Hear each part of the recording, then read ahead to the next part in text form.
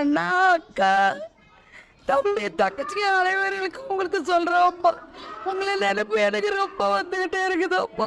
Hi மக்களே, வணக்கம் and welcome back to ஏதோ ஒரு வீடியோ. இன்றைக்கும் நான் ஒரு இன்ட்ரெஸ்டிங்கான வீடியோட தான் வந்திருக்கேன்.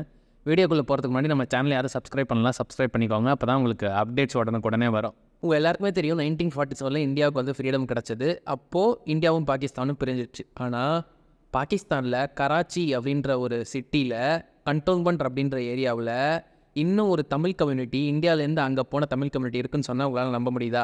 ஆமாங்க, ஒரு தமிழ் கம்யூனிட்டி அந்த டைமில் அந்த சைடு மைக்ரேட் ஆனவங்க இன்னும் அங்கே தமிழ் கல்ச்சர்லாம் ஃபாலோ பண்ணிட்டு வாழ்ந்துட்டு இருக்காங்க. அதை தான் நான் இன்ட்ரோ வீடியோவில் காமிச்சிருந்தேன்.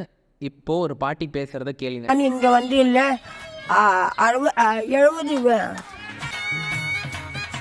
70 எல்லாமே பேசுகிறாங்க. இந்த பேச்சு தமிழ் பேசுகிறாங்க. பிறந்த இங்கே இருந்த எங்கள் அம்மா அப்பா இந்த பேச்சு எனக்கு கற்றுக் கொடுத்தோம். 70 साल हो गई यार இந்த இதில் मतलब சம்பாதிக்கிற இதில் எனக்கு தெரியல. அதாவது இந்த நாட்டுக்கு தலைவர் அவங்களுடைய மனைவி பேரு. தமிழர்கள் வாழக்கூடிய இந்த ஏரியா பேர் மதராசி பாறை அப்படின்னு சொல்கிறாங்க. இங்கே ஒரு ஹிந்து கோயிலானா அம்மன் கோயில் கூட ஒன்று இருக்குது. அந்த அம்மன் கோயிலுக்கு காவடி எடுக்கிறது, நம்ம பண்ணுற மாதிரியே பூஜை பண்ணுறது, பஜனை பாடுறது, இப்படி எல்லா விஷயங்களுமே பண்ணுறாங்க. இதே கோயிலில் அம்மன் மட்டும் இல்லாமல் சிவலிங்கம் அதெல்லாம் கூட இருக்குது.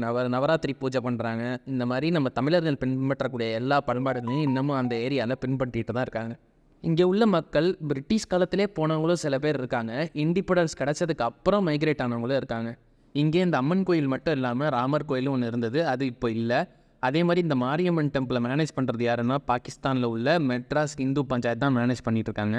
ஆனால் இந்த கோயிலையும் ஜூலை 2023 டெமாலிஷ் பண்ணிட்டாங்க. இப்போ நீங்கள் பார்க்குற வீடியோ வந்து ஜூலை 2023க்கு முன்னாடி எடுத்த வீடியோ.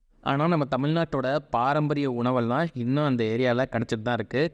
தமிழ் மக்கள் ஒன்றா சேர்ந்து ஒரே இடத்துல வாழ்ந்துட்டு தான் இருக்காங்க. இப்போ இந்த வீடியோவையும் பாருங்கள். தமிழ்நாடு மக்களுக்கு நீங்கள் என்ன சொல்ல போகிறீங்க? நாங்கள் தமிழ்நாட்டில் ரொம்ப அப்ளை பண்ணோம்.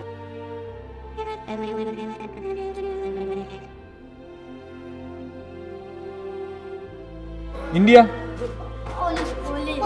ஓலி சுமன் கில் ஹர்திக் பாண்டியா 10 ஷூ இந்தியாவுக்கு போகிறது பார்த்தா விசா கிடைக்கல. சம்பாரிச்சு எங்கேயே நாசம் பண்ணிட்டு போனா. தமிழ் தெரியுமா உங்களுக்கு? கொஞ்சம் தெரியும். பாகிஸ்தான்ல இருந்து சொல்றேன். எல்லாத்துக்கும் வீட்டா வணக்கம் வணக்கம் நன்றி.